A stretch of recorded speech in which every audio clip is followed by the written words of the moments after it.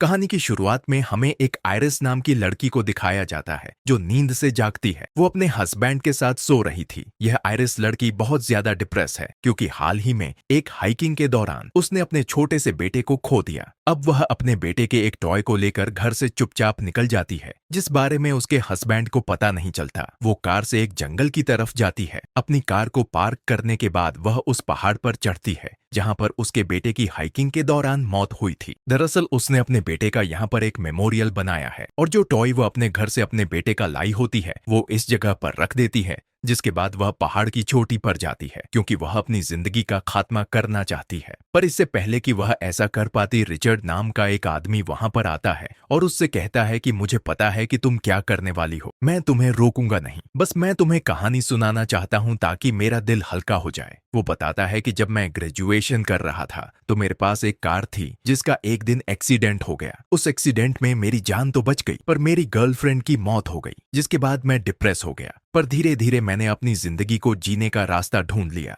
Iris कहती है कि मुझे सुनकर बहुत दुख हुआ। इसके बाद वह अपने बारे में बताती है कि मैं अपने हस्बैंड और बेटे के साथ इसी जगह पर ट्रैकिंग करने के लिए आई थी और जब मेरे हस्बैंड अपना और मेरा नाम एक पेड़ पर लिख रहे थे, उसी वक्त मेरा बेटा जो कि मार्शमेलो, जो कि एक बहुत बड़ा आदमी है, उसे रोस्ट करने के लिए पेड़ों की डंडियां ढूंढ रहा था। अचानक से उसका पैर स्लिप हुआ और वह पहाड़ी से गिर गया, जिससे उसकी मौत हो गई, जिसके लिए मैं अपने आप को कभी माफ नहीं कर पाई। रिचर्ड कहता है कि मैंने जो तुम्हें बताना था बता दिया, अब तुम जो चाहो वो कर सकती हो। रिचर्ड वहां से जाने लगता है। आयरिस ने भी अब अपना इरादा बदल दिया है, इसीलिए वह नीचे आ जाती है जहां पर उसकी कार होती है। वहां पर रिचर्ड की भी कार है। दरअसल उसने उसकी कार के पास ही अपनी कार को पार्क कर दिया होता है, जिस वजह से वह अपनी कार के अंदर नहीं जा पा रही होती और अब रिचर्ड उसकी मदद करने के लिए बाहर आता है। उसके हाथ में एक अम्ब्रेला होता है जो कि असल में एक स्टंट डिवाइस है जिससे करंट लगाकर किसी को भी बेहोश किया जा सकता है और अब उस डिवाइस से वह आयरिस को बेहोश करके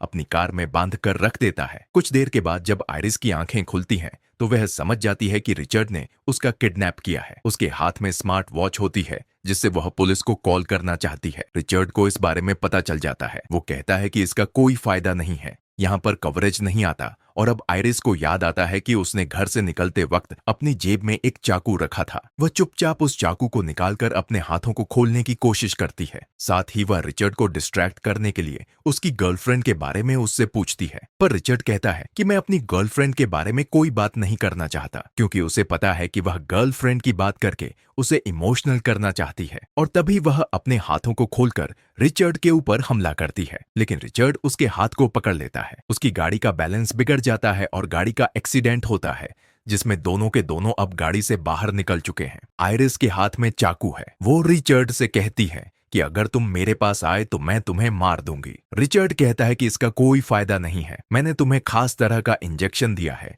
जिससे तुम अगले 20 मिनट्स में पूरी तरह से पैरालाइज हो जाओगी। तुम देख और सुन तो सकोगी लेकिन अपनी बॉडी को मूव नहीं कर पाओगी। आयरिस वहां से भागना चाहती है। रिचर्ड कहता है कि इस जंगल से भागना इतना आसान नहीं है, 20 मिनट बाद मैं तुम्हें ढूंढ लूंगा जिसके बाद तुम मेरी हो जाओगी। आयरिस अपनी घड़ी में 20 मिनट का टाइमर लगाकर वहां से भाग जाती है ताकि वह वहां से दूर निकल सके, उसे कोई मदद मिल सके। अब उसका एक हाथ और एक पैर काम करना बंद कर देता है। वह एक पेड़ की जड़ के साथ लेट जाती है ताकि रिचर्ड उसे ढूंढ ना पाए, पर वहां पर चींटियां होती हैं जिस वजह से उसे वहां से निकलना पड़ता है। रिचर्ड उसे देख लेता है पर वह रेंगते हुए नदी में कूद जाती है। नदी का बहाव बहुत तेज होता है, इसीलिए बहते हुए वह वहां से कुछ दूर निकल जाती है। वो देखती है कि उसकी घड़ी में अब भी 1 मिनट का टाइम है। जिस 1 मिनट में उसे यहाँ से निकलना होगा वो जल्दी से निकलकर घास पर लेट जाती है और अब उसकी पूरी बॉडी पैरालाइज हो चुकी है। वो देख और सुन सकती है लेकिन अपने किसी भी शरीर के अंग को हिला नहीं सकती। तभी वहां पर एक बूढ़ा आदमी आता है जिसका एक फार्म होता है। वो देखता है कि आयरिस वहां पर पूरी तरह से निढाल है। वो उससे बात करने की कोशिश करता है लेकिन आयरिस चाहकर भी उसकी बातों का कोई जवाब नहीं दे पाती, जिसके बाद वह पूछता है क्या तुम मुझे देख सकती हो। वो एक बार पलकें झपकाती है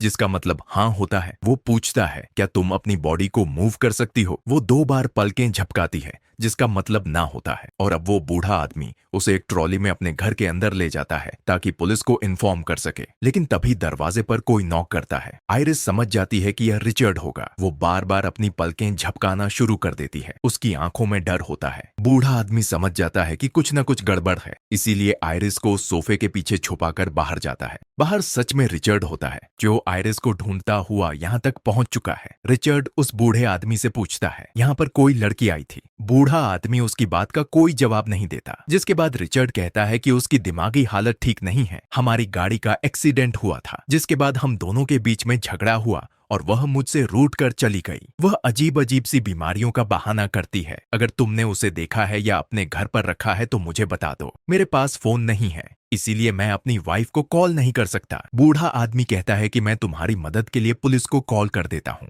वह घर के अंदर आता है और अब उसके पीछे पीछे रिचर्ड भी आ जाता है। बूढ़ा आदमी कहता है कि तुम मेरे घर के अंदर कैसे आ गए। उसके सामने रिचर्ड रोने का नाटक करता है और कहता है कि मैं अपनी वाइफ के लिए बहुत परेशान हूँ। वो बहुत इमोशनल बातें करता है, जिससे वो बूढ़ा आदमी भी इमोशनल हो जाता है। और अब वो उसे आयरिस के बारे में बताने वाला होता है कि तभी रिचर्ड की जेब में जो उसका फोन होता है वो वाइब्रेट होने लगता है, जिससे बूढ़ा आदमी समझ जाता है कि उसने उसे झूठ कहा है। वो रिचर्ड से कहता है कि तुमने तो कहा था कि तुम्हारा फोन खराब है, पर तुम्हारी जेब में तुम्हारा फोन है जो वाइब्रेट हो रहा है। और अब रिचर्ड अपने असली रूप में आ जाता है। वह कहता है कि मुझे बता दो कि तुमने उस लड़की को कहां पर छुपाया है, वरना मैं तुम्हें मार दूंगा। बूढ़ा आदमी कहता है कि तुम कोशिश कर सकते हो। वो बूढ़े आदमी के ऊपर हमला करता है, लेकिन बूढ़ा आदमी भी बहुत ताकतवर होता है। वो उसे दूर फेंक देता है। इन दोनों की भिड़ंत में रिचर्ड के हाथ में चाकू आ जाता है, जिससे वह बूढ़े आदमी को मार देता है। आयरिस सोफे के पीछे से सब कुछ देख रही होती है। उसे बहुत दुख होता है कि उसकी वजह से एक बूढ़े आदमी की मौत हो गई। और अब रिचर्ड को पता है कि यहाँ पर पुलिस आने वाली है, क्योंकि बूढ़े आदमी ने पुलिस को कॉल कर दिया था। इसीलिए वह इस पूरे घर पर आग लगाकर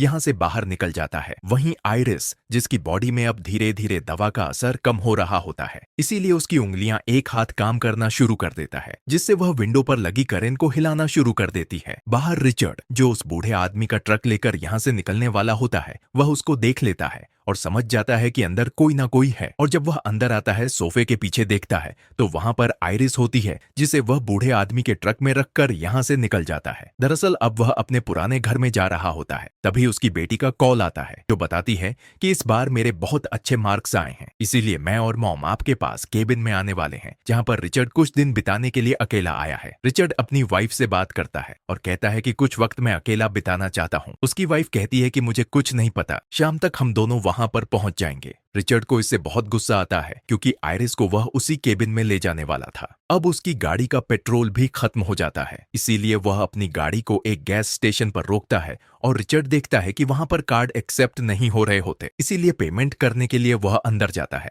वहीं आयरिस का अब एक पैर भी काम करना शुरू कर देता है। तभी उसके पास एक छोटा सा बच्चा आता है, जो उसे हेलो कहता है। लेकिन इससे पहले कि आयरिस उसे कुछ कह पाती, वहां पर उसकी मॉम आ जाती है, जो देखती है कि आयरिस पूरी तरह से निढाल है। वह बिल्कुल नहीं हिल रही। उसे शक होता है कि कुछ न कुछ गड़बड़ है, पर तभी रिचर्ड आ जाता है, जो अपनी गाड़ी में पेट्रोल भरकर वहां से निकल जाता है। वह जंगल के उसी हिस्से में आता है जहां पर उसकी खुद की कार का एक्सीडेंट हुआ था। वो अपनी कार को स्टार्ट करने की कोशिश करता है, लेकिन उसकी कार स्टार्ट नहीं होती। और अब वह तय करता है कि बूढ़े आदमी के ट्रक से वो अपनी कार को ढो करके ले जाएगा। पर इससे पहले कि वह ऐसा कर पाता, यहाँ पर एक पुलिस ऑफिसर आता है, जो रिचर्ड से पूछता है कि तुम कौन हो। रिचर्ड कहता है कि मेरा नाम एंड्रयू है, जिसके बाद वो पुलिस ऑफिसर को अपनी आईडी दिखाता है। सच में उसका नाम एंड्रयू होता है। उसने अपना नाम रिचर्ड गलत बताया था। और अब पुलिस ऑफिसर पूछता है कि तुम यहाँ पर क्या कर रहे हो, और गाड़ी में जो लेडी बैठी हुई है वह कौन है। वो कहता है कि वह मेरी वाइफ है, जो बहुत ज्यादा ड्रंक है। उसने मुझसे झगड़ा किया, जिस वजह से हमारी गाड़ी का एक्सीडेंट हो गया।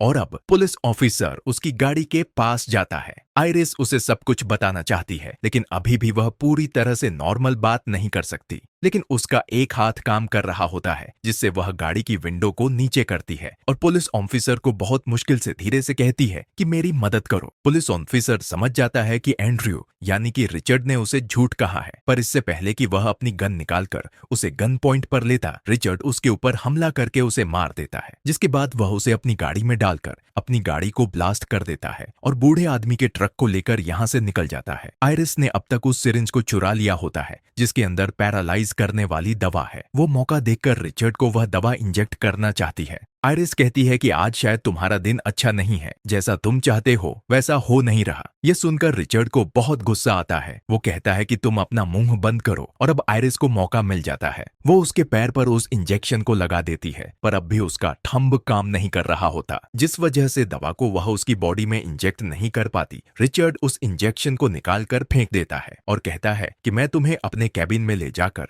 तुम्हारे साथ बहुत मजे करना चाहता था, पर अब वहां पर मेरी फैमिली आ रही है, इसीलिए मैं तुम्हें इसी झील में धक्का दे दूंगा। वो उसे बोट में बिठाता है और झील के बीचों बीच ले जाता है। आयरिस देखती है कि उसके पास एक चाकू है। जिस चाकू को वह हासिल करना चाहती है वह कहती है कि मेरी जेब में मेरे बेटे का खिलौना है। मैं चाहती हूँ कि मेरी जिंदगी के आखिरी वक्त में वह खिलौना मेरे पास रहे। मेरी जेब से खिलौना निकाल कर मेरे हाथ पर रख दो। उसकी आंखों में आंसू होते हैं। रिचर्ड उसकी बात मान जाता है और जब वह उसके पास आता है तभी वह उसके चाकू को निकाल कर उसकी गर्दन पर हमला कर देती है, जिससे वह बोट से नीचे गिर जाता है। उसकी गन भी बोट में रह जाती है जिसे वह उठा लेती है। रिचर्ड ऊपर आने की कोशिश करता है, लेकिन अब आयरिस अंधाधुंध गोलियां चलाने लगती है। एक गोली रिचर्ड को लग जाती है और अब वहां पर आयरिस उसी तरह से निढाल पड़ी होती है। वह यहाँ से अब किसी भी तरह से निकलना चाहती है। साथ ही उसे इस बात का एहसास भी हो चुका है कि जिंदगी बहुत कीमती होती है, हमें उसे इस तरह से जाया नहीं करना चाहिए। पर अब उसे एहसास होता है कि जिस नाव में, जिस बोट पर वह है, गोली लगने की वजह से उसमें पानी भर रहा है। अभी भी उसकी बॉडी पूरी तरह से नॉर्मल नहीं है, इसीलिए वह तैर नहीं पाती। जल्दी बोट में पूरी तरह से पानी भर जाता है, जिससे वह पानी में उस झील में डूबने लगती है। पर अब जल्दी दवा का असर पूरी तरह से खत्म हो जाता है, इसीलिए वह तैरकर ऊपर आ जाती है। तभी वह देखती है कि झील के दूसरी तरफ रिचर्ड भी अब बाहर आ चुका है। वह उसके पास जाती है जो अपनी जिंदगी की आखिरी सांसें ले रहा होता है। वह उसकी आंखों में आंखें डालकर कहती है थैंक यू, क्योंकि उसी की वजह से उसे जिंदगी की कीमत का पता चला। उसे समझ में आया कि जिंदगी भले ही कितनी भी मुश्किल क्यों ना हो, हमें जीना पड़ता है। इसके बाद वह यहाँ से निकल जाती है। उसके दिल में अपने बेटे को खोने का दुख तो है, लेकिन उसे इस बात का भी एहसास है कि उसके पास एक जीवन है, जिस जीवन को उसे अपने हस्बैंड के साथ जीना होगा। इसी के साथ यह फिल्म यहीं पर खत्म हो जाती है। हमारे रिकैप किंग हिंदी चैनल को सब्सक्राइब करने के लिए दिल से शुक्रिया।